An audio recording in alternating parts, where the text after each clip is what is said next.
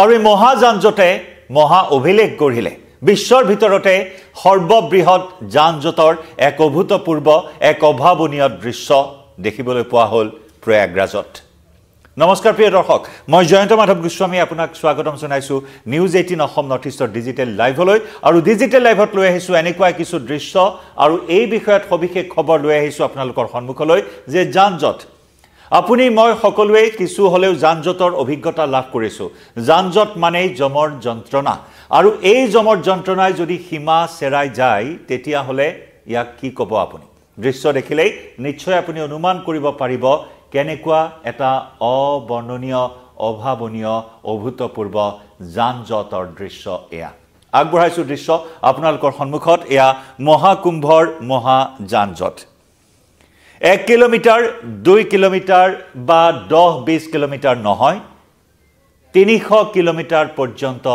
যানজট হয় আপুনি ঠিকই শুনিছে 300 কিলোমিটাৰ পৰ্যন্ত এই মহা যানজটত 48 ঘণ্টা ধৰি আবদ্ধ হৈ আছে বহু ভক্ত বা সাধাৰণ যাত্ৰী যোৱা 12 জানুৱাৰীৰ পৰা প্ৰয়াগৰাজত আৰম্ভ হৈছে মহাকুম্ভ মেলা 144 বছৰৰ মূৰত হোৱা এই মহাকুম্ভ মেলালৈ যেন উবুৰি খাই পৰিছে সমগ্ৰ বিশ্বৰ ভক্তপ্ৰাণ ৰাইজ ভক্তিৰসৰ সুৰ এতিয়া মহাকুম্ভ মেলাত অমৃত স্নানৰ পৰা আৰম্ভ কৰি পবিত্ৰ ত্ৰিবেণী সংগমত স্নানলৈ বিভিন্ন শ্ৰেণীৰ বিভিন্ন ক্ষেত্ৰৰ লোকৰ সমাগম আৰু সেই পৰিবেশ জনসমুদ্ৰৰ পৰিবেশ প্ৰকৃতাৰ্থত আক্ষৰিক অৰ্থত জনসমুদ্ৰ কাক কয় এয়া মহাকুম্ভ মেলাতেই এইবাৰ পৰিলক্ষিত হৈছে সকলোৱে প্ৰত্যক্ষ কৰিছে সেই অভাৱনীয় দৃশ্য কেনেদৰে ভক্তপ্ৰাণ ৰাইজৰ খুদ বৈছে মহাকুম্ভ মেলাস্থলীলৈ প্ৰয়াগৰাজলৈ আৰু তাৰে পৰিণতিত এয়া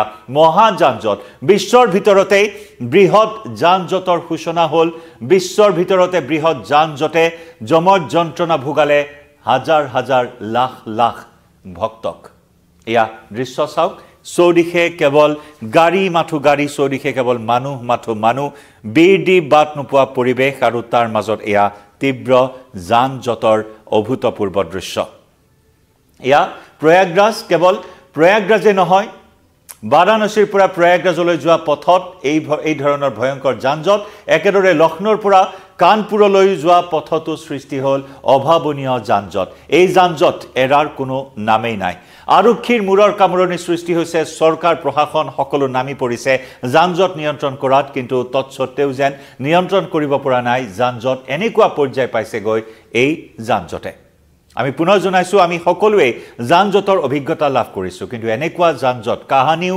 নেদেখা এনেকুৱা এটা যানজট এইবাৰ প্ৰয়াগৰাজত দেখিবলৈ পোৱা হৈছে মহাকুম্ভ মেলাত আৰু মহাকুম্ভ মেলাৰ এই মহা যানজটে যেন মহা অভিলেখ ৰচনা কৰিলে চাওক দৃশ্য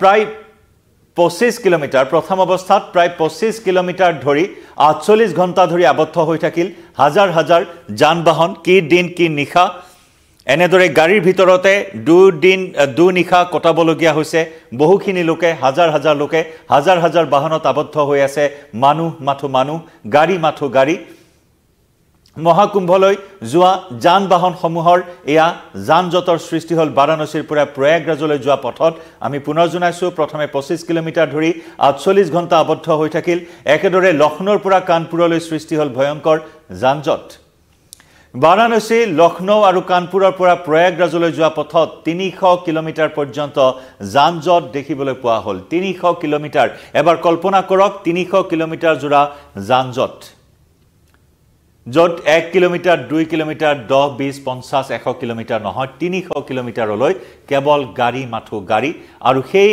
গাড়ী অকণমান আগবাঢ়িবলৈ হয়তো 12 ঘণ্টা সময়ৰ প্ৰয়োজন হৈছে 20 ঘণ্টা সময়ৰ প্ৰয়োজন হৈছে আৰু এনেদৰে 48 ঘণ্টা উকলি গৈছে যানজটৰ মাজতে হাজাৰ হাজাৰ লোকৰ লাখ লাখ লোকৰ আৰু আমি জনাইছো আপোনালোকক এয়া হৈছে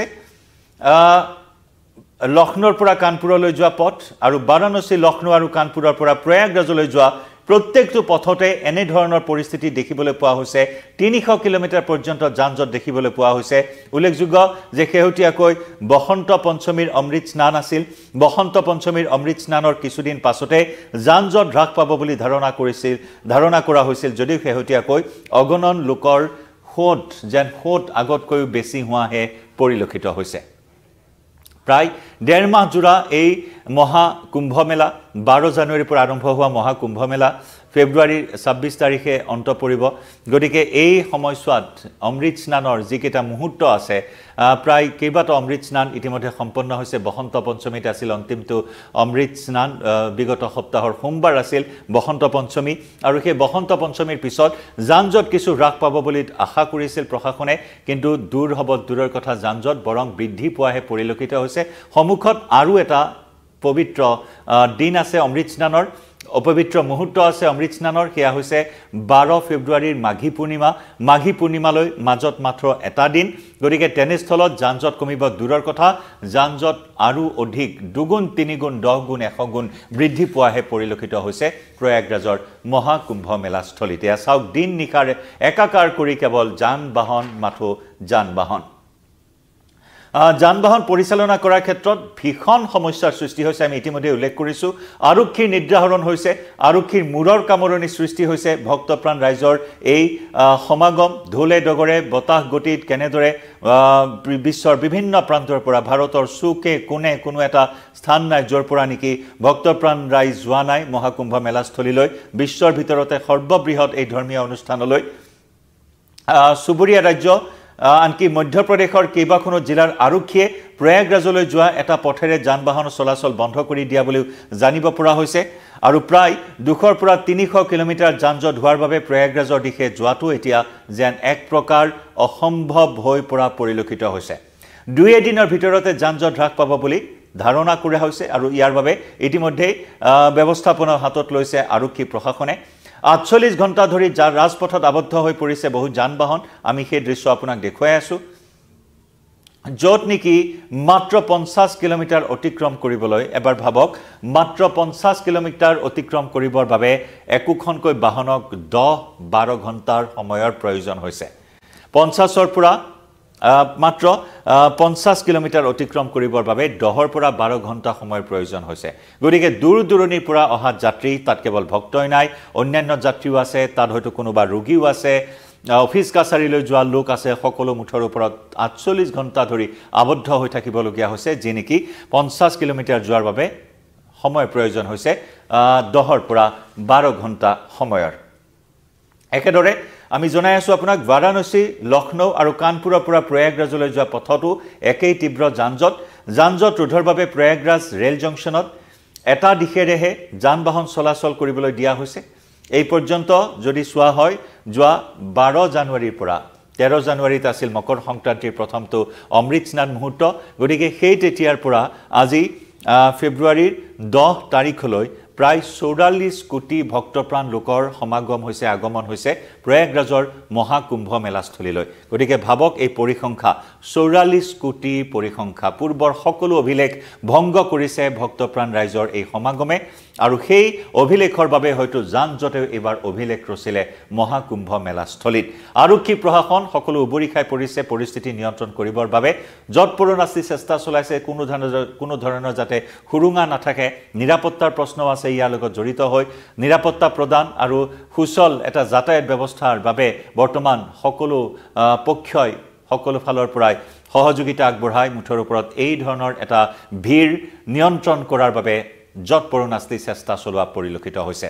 আমাৰ সংবাদদাতাৰ এক বিশেষ প্ৰতিবেদন প্ৰয়াগৰাজৰ পৰা আগবঢ়াইছোঁ আৰু লগতে লাইভৰ পৰা বিদায় লৈছোঁ। ধন্যবাদ। वाराणसी इस वक्त हाउसफुल है। काशी की हर सड़क जो विश्वनाथ मंदिर की तरफ जाती है, उस पर सिर्फ आपको आस्था का सैलाब नजर आ रहा होगा। घाट की बात करें या फिर मंदिर जाने की, गुदौलिया चौराहे से हर ओर आपको सिर्फ और सिर्फ श्रद्धालुओं की अपार भीड़ ही नजर आ रही होगी। अगर हम गंगा की बात करें तो हर 1 मिनट में करीब 40 से 45 नाव एक घाट से गुजर रही हैं, यानी कि हजारों नाव इस वक्त 84 के 84 घाटों से गुजर रही हैं। अलग अलग जगह पर अस्थायी पार्किंग बनाई गई है और भी वैकल्पिक व्यवस्था की गई है।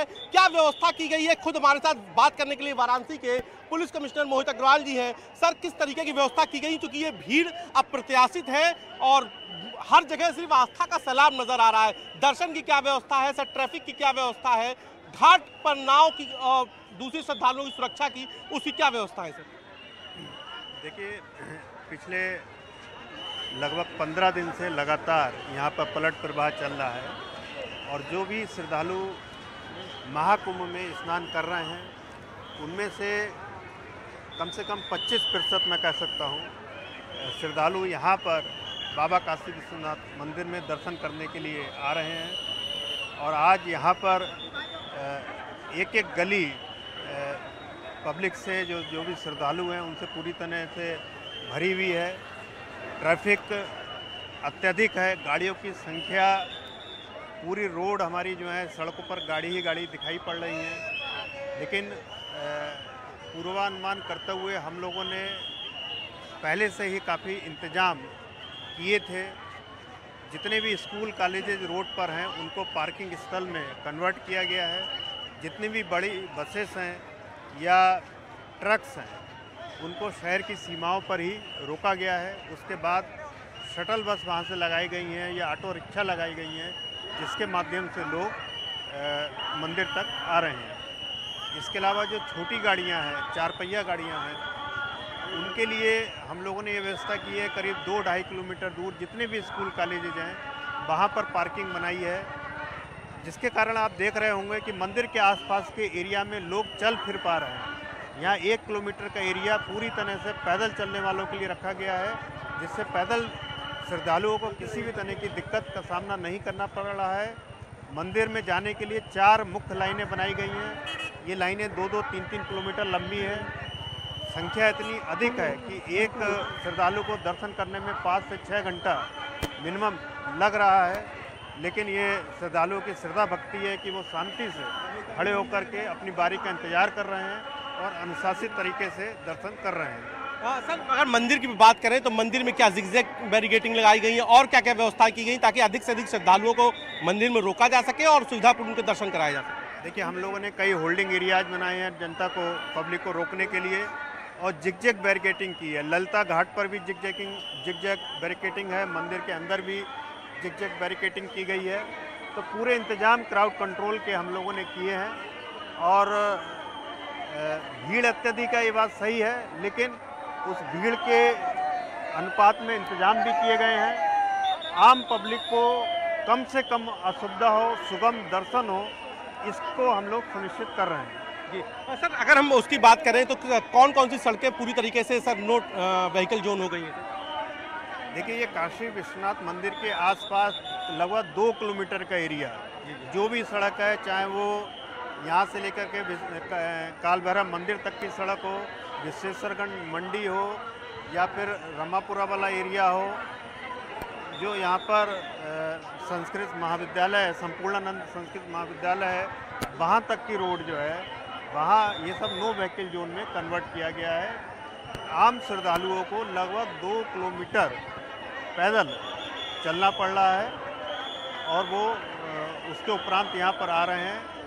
ऐसा करने से जो जितने भी ये श्रद्धालु हैं उनको लिए जगह यहाँ पर पर्याप्त मिल रही है और वो यहाँ पर भ्रमण कर पा रहे हैं। सर, ये हाईवेज भी जाम है सर, तो उनको भी सर ट्रैफिक खुलवा रही है पुलिस। मैं देख रहा हूँ तमाम सारे आईपीएस आपने तैनात किए हैं, तो हाईवेज के लिए सर क्या मैनेजमेंट है? देखिए, हमारा कोई भी हाईवे जो है जाम नहीं है। जी।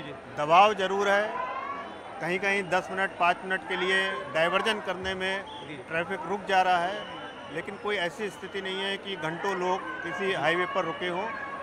दबाव है, ये मैं मानता हूँ, और उसके लिए सभी अधिकारी लगे हुए हैं और सुगम रूप से यातायात चल रहा है। सर, अगर हम एक संख्या की बात करें, कितनी आईपीएस अफसर इस वक्त तैनात हैं सर, कितनी फोर्स तैनात है सड़कों पर? चूंकि अब इस वक्त सारे अफसर, आप खुद भी सड़क पर हैं, आपके सारे जो आईपीएस है वो भी सड़क पर हैं सर, तो क्या फोर्स होगी सर इस वक्त जो सड़क पर है तमाम अफसरों को मिलाकर?